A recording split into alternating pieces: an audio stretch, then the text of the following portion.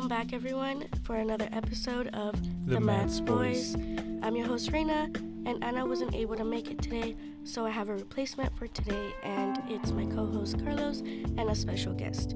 The last time Carlos was here, he was explaining how it was to be the winner of AWC's 2024 Mr. Matador, and how his experience was in the event. Hello, everyone. Firstly, I want to thank the team for inviting me back to be on the show, and this time as a special co-host. Today, we will be talking about CAMP and CAMPSA and gathering more information for all of you, our listeners. Specifically, we will be talking about what each program is, who the programs are for, and how to sign up for them. Joining us today at the studio is our very special guest. He's academic advisor for CAMP as well as a transition coordinator. Let us welcome to the show, Rafa. Thank you so much for having me, everybody. So I got to say, it's a wonderful day. I'm surrounded by amazing people. I'm very happy to be here because Arizona Western College means a lot to me personally. Awesome, Carlos, that you won the 2024 Mr. Matador. That's great news to have. Oh, thank you. Showcases a lot of the greatness that I get to work with.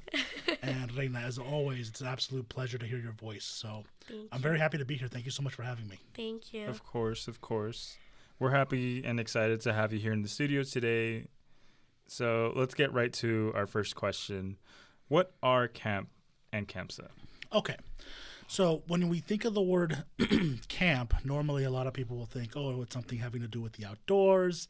You go and you camp outside, some kind of survival wilderness, right? Right. But that's not what it is. CAMP is actually an acronym. It stands for the College Assistance Migrant Program.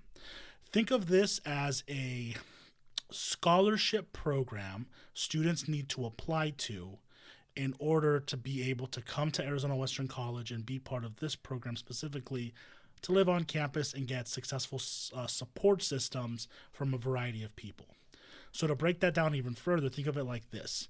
Students who have a migrant background, meaning they themselves or a family member have worked in the fields or have ever been part of the migrant program in high school, grade school, whatever, they automatically qualify.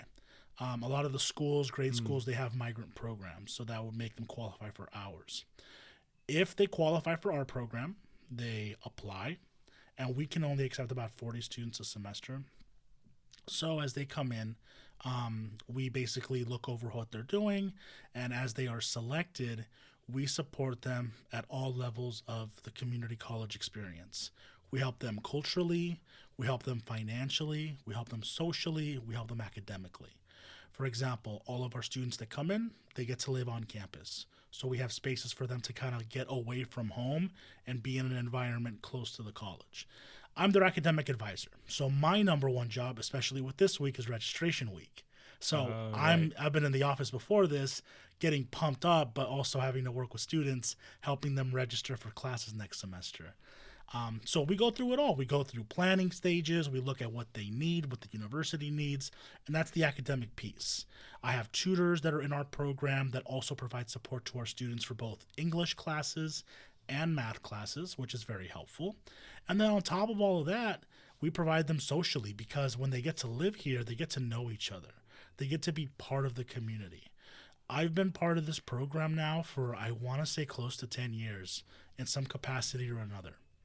And I've gotten to see students join SGA. I've seen students work at different levels. Some of them have worked and interned at different areas. Some currently are also in adjacent rooms, also recording other podcasts. So I think it's really important because when we think of camp, my students are students that are here that want to better themselves. And ultimately, the incentive is it's a scholarship. So the students come in, they apply. If they get accepted, great. They get so much money to be able to live on campus, to take their classes, to get help. But besides that piece, we're really helping them move forward. So what is the difference between CAMP and CAMPSA? Because I know we've interchangeably used the two, but we've been told, no, there's a difference between the two. No, thank you for asking. Yes, so there is a difference. So when it comes to our program, our federally funded program, legally, we are the CAMP program, College Assistance Migrant Program. Because we want to provide our students with not just academic support, but also social and cultural support, we want to help our students be leaders.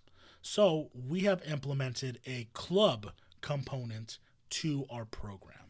So when you think of the word CAMPSA, CAMPSA is just the student club attached to the CAMP program. Okay. So CAMP, think of that as the figurehead. That is our program. And then CAMPSA is the College Assistance Migrant Program Student Association. Oh, okay. So with our program, we have limited funds of what we can and cannot spend. Maybe students want to be able to go to the beach, or maybe students want to go bowling. Maybe we can't provide that. The purpose of CAMPSA is twofold. One is to help build leadership, but also it's to give students an opportunity to do something that the program itself might not be able to provide. For example, one thing is students wanted to go to the beach. We didn't have the funds for that, so with CAMPSA, we did fundraising on campus, we did a bunch of different things, and then we were able to rent 2 vans, and we went to Santa Monica Beach, and it was Wow. nice. It was a good time. Cool. We took about 12 students. It was a good time, and then we came back. Other times, we might not be able to make that much money because it might be a slower year, so we'll use whatever funds we have, and we'll go bowling at Inca Lanes. So when you think of CAMPSA as more as that student club. They're both special to me, and technically we don't need to have a CAMPSA. But what I've learned to love so much is that I get to see students like you two. The way that I've seen you grow in the past couple of years, the way that even though we don't have 100% one-on-ones all the time, every time I see you, there's a smile on your face. And you're willing to do something. You're willing to try something. You're willing to be a part of something. And that's what I want for my students.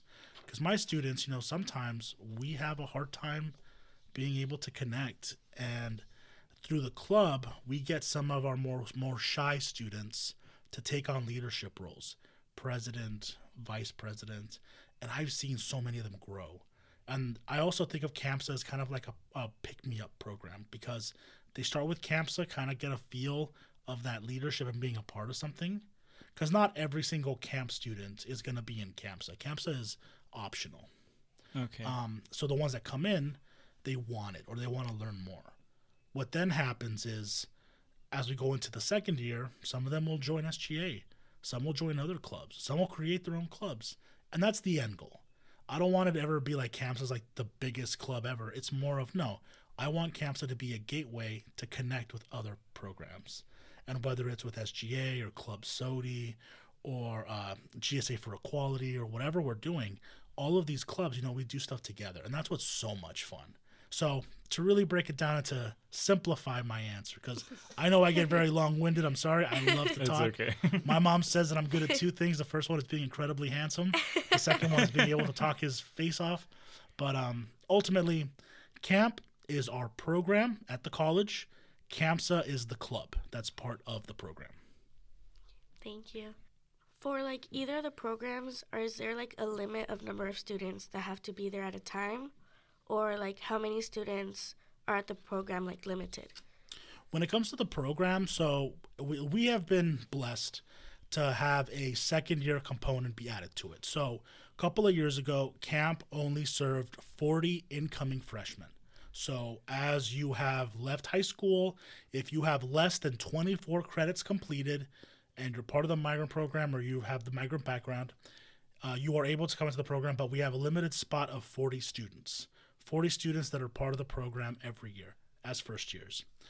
In the past 2 or 3 years, I'm not sure, I have to look it up, we were gifted with more grant funds to be able, we've been institutionalized so that we can have a second year camp program. So now students that were part of the first year will have that same support going into the second year financially. So they'll still get that part, and now they're able to join. So with that being said, when it comes to the program, we have upwards of about maybe 80 active students living on campus and being active members. But then we have commuter students that are still taking classes. Maybe they're not full-time. They might be part-time. And so with those students, it goes much, much higher. When it comes to CAMPSA, it's open to everyone. One thing about CAMPSA that we make very clear is if you've ever been part of camp, you're welcome.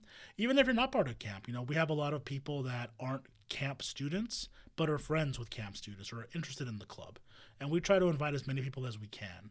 When it comes to that, as far as our numbers, I'd say maybe on average, on a busy year, CAMPSA has a good 30 students going strong.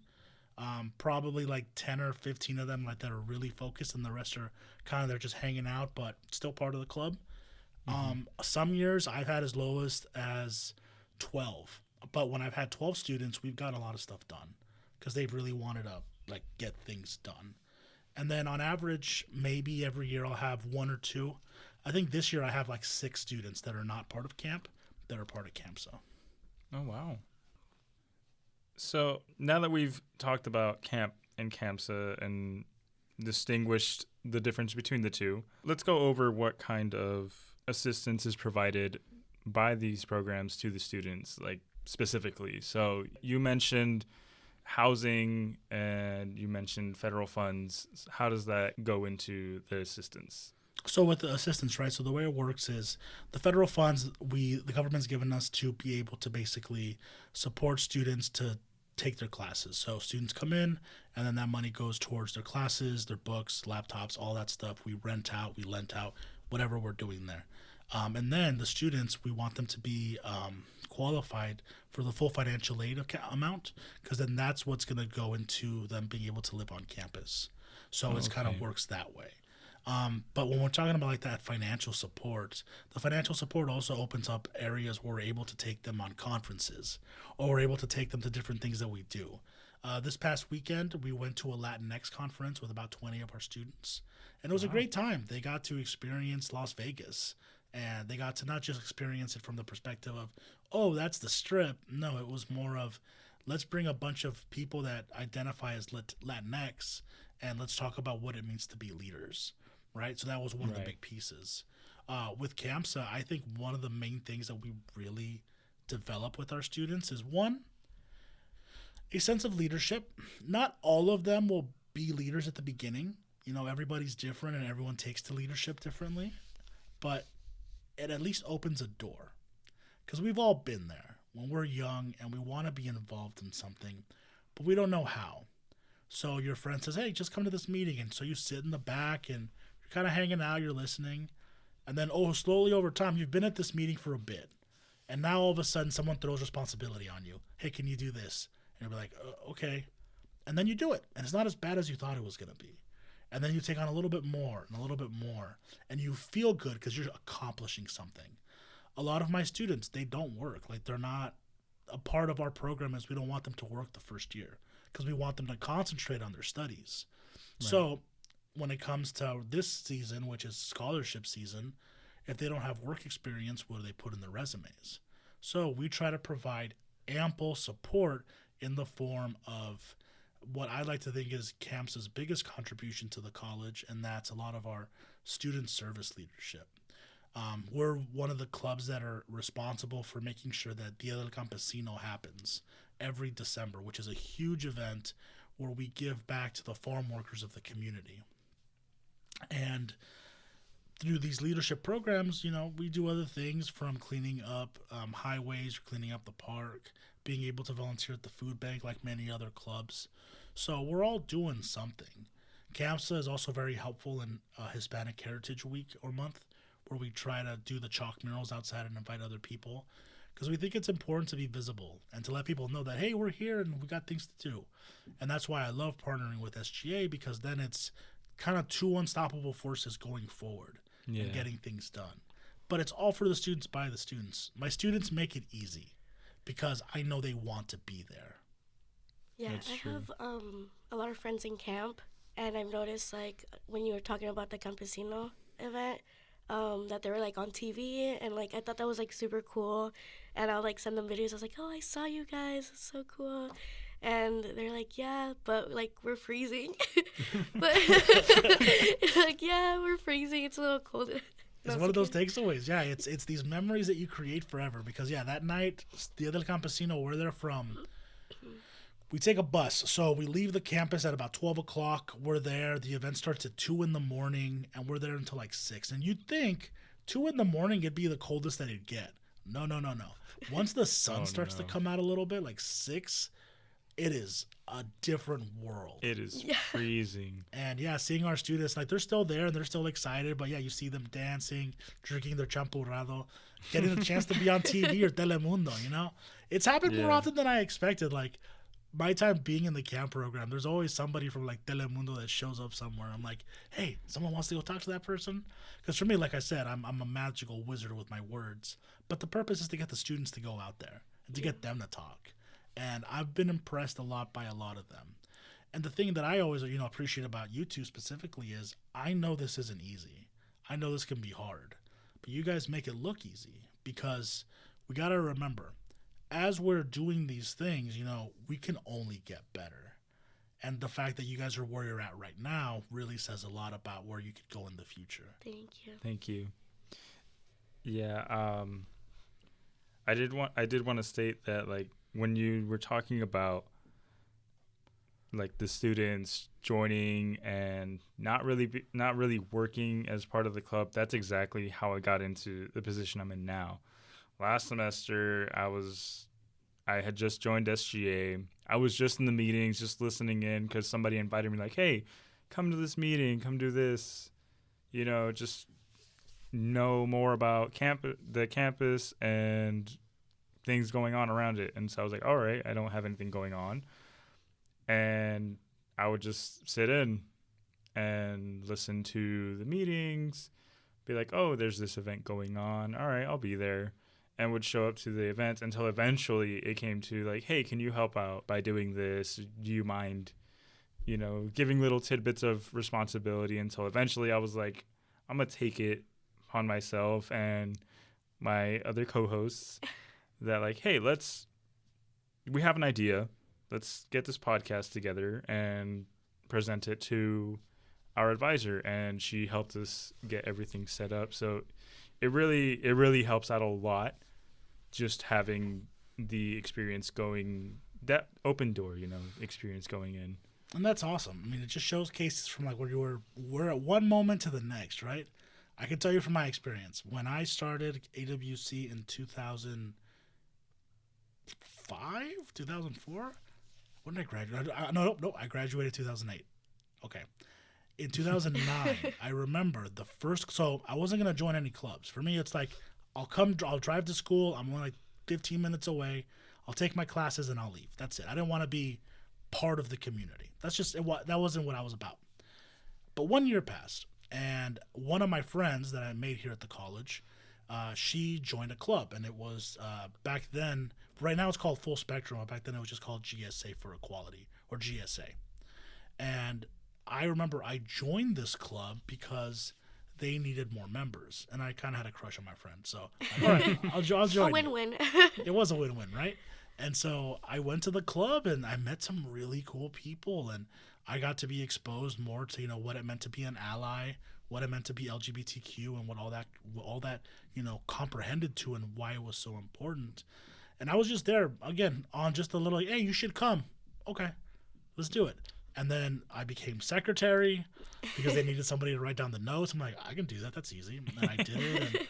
And then my friend, she graduated, so I was still there, and it was fine, and I had a good time, and I graduated eventually. And then I realized, coming back and doing this now, how involved you can be by just taking a chance on a club and finding like-minded people.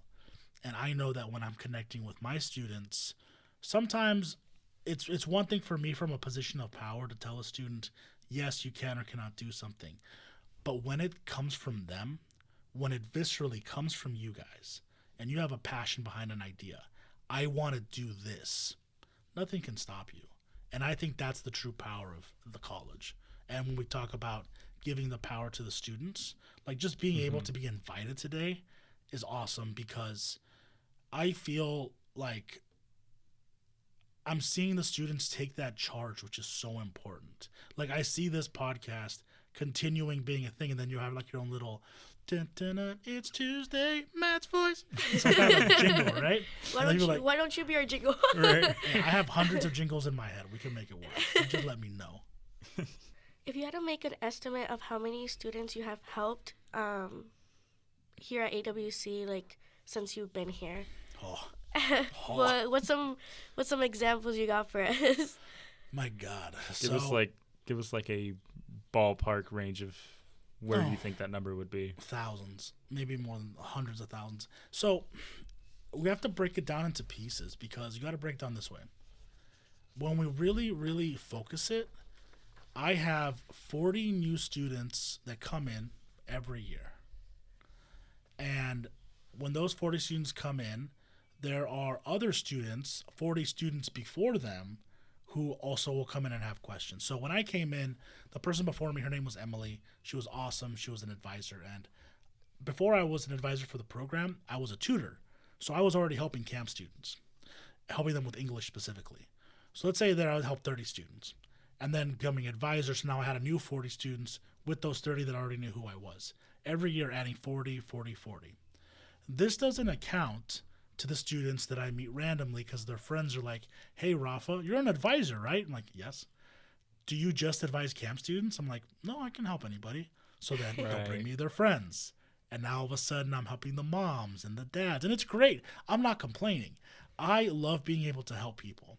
And it's one of those things because Dr. Kaur said something that really resonated with me, why I believe he's my president. And that is the people that want to work here get things done. And sometimes it's a very tiring job because I know how hard it is being a student. You guys have tough classes. And then on top of that, you're taking this extracurricular. You're doing this, and you got to make sure that this time fits with that. I know we had to reschedule this a couple of different times. Yeah. I know that wasn't easy. But you have to be flexible on your feet, right? Exactly. And that difficulty makes it hard. And so I appreciate it when I'm able to help students because I'm always busy. Always busy. Right now, I can be in the class. I need to be in my office. I need to be helping students register for classes. As soon as I'm done here, you guys saw me bring a whole bag of T-shirts. That's for the CAMPSA students. We have CAMPSA Club next, and they purchase T-shirts. I'm going to give those out. So I am always somewhere, but I'm never not going to not make time for a student because the reason I'm here is to help the students. And for me, I took way too many classes because I was stubborn when I was here, and I didn't see an advisor. And I ended up taking way more classes than I needed. Oh, boy. If I had just stopped and met with somebody, it would have been different. So to kind of answer your question, I can't give you 100% of an answer. Let's go with 796, just because it's a cool number. But it's probably a lot more. For our last question that we'd like to ask you today, this one's more of a personal opinion, but in your personal opinion, whichever, what would you say the daily life of a camp student looks like? And how does that differ from a normal student? Or are they basically the same? It's a good question. I can tell you there's lots of answers to it.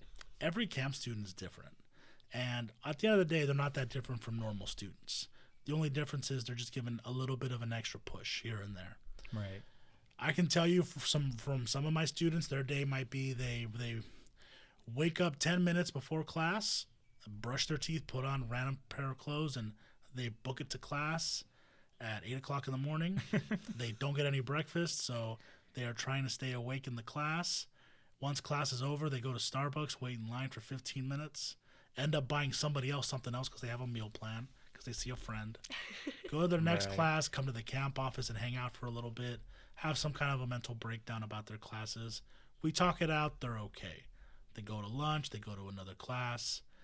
They eventually leave the camp office when we close at 5, and at that point they get dinner, and then they probably hang out at the Mac for a bit, and they probably go to bed like 2 in the morning. That's a lot of students. I have others that, they have their alarm, they wake up at 7, they get showered, they get dressed, they're good. Their classes don't start till 9. They go to class, they take notes. I don't see a lot of students take notes anymore, but some of my students still do, and I think that's crazy, which I'm really happy about. Yeah. Like actual pen and paper, which is nuts. And then they have their food, they come to the office, hang out a little bit, they go meet with friends, they have their food here, and then from there they just kind of hang out in their dorms, do some homework and watch TV, or probably go to one of the games. I have a lot of students this year that are going to the basketball games and the baseball games, which I think has been pretty cool. One thing that is different though is my students, most of them because they do live here, on Thursday after their last class, if they want to go home for the weekend, they can. So most students, they don't stay in the dorms during the weekend. They'll go home, whether that's in San Luis, Arizona. Some of them might go all the way to San Luis, Mexico. Some of them are in Yuma. Some of them will stay because they don't have anywhere else to go. So depending on where they're at, that's kind of what we build. So I wouldn't say they're too different, but different enough. There's kind of like a handful of Skittles. You got to taste the rainbow. But sometimes you get 2 yellows and 3 reds. So similarities but differences. It's like they have their own distinctions. Yes, exactly. Well, we for sure got through a lot of information today. You could also, if we didn't cover some questions that you might have, you guys could contact Rafa. Rafa, what are your contact? You guys can always come contact me. I'm located in the ES building. That's right next to the AC, right in ES 116.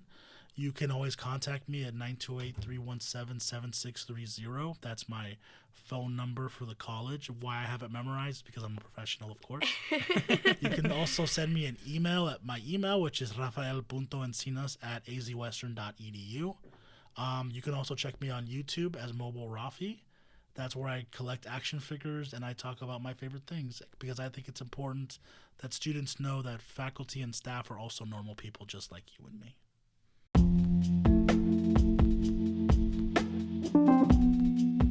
I hope that as much information that we went through today, it is enough for our audience to not be confused, and will also guide them through applying for CAMP and CAMPSA and how to do so.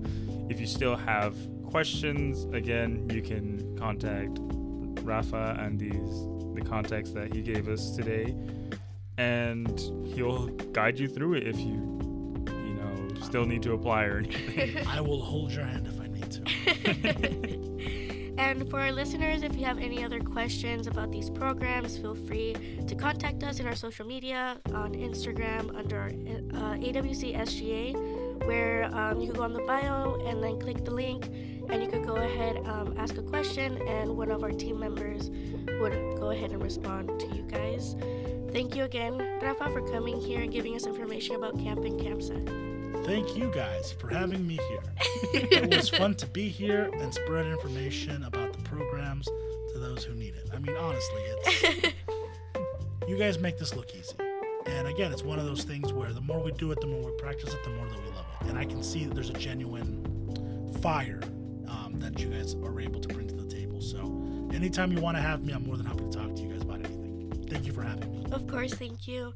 Also, we loved having you here. Had fun talking to you. Thank you. Tune in next week when we will bring in another guest to come in and talk to us about the KEYS program. And maybe if you keep an eye out on our previously mentioned socials or on our YouTube page, which is under the same name as this podcast, you might find a little entertaining bonus. Until next time, bye.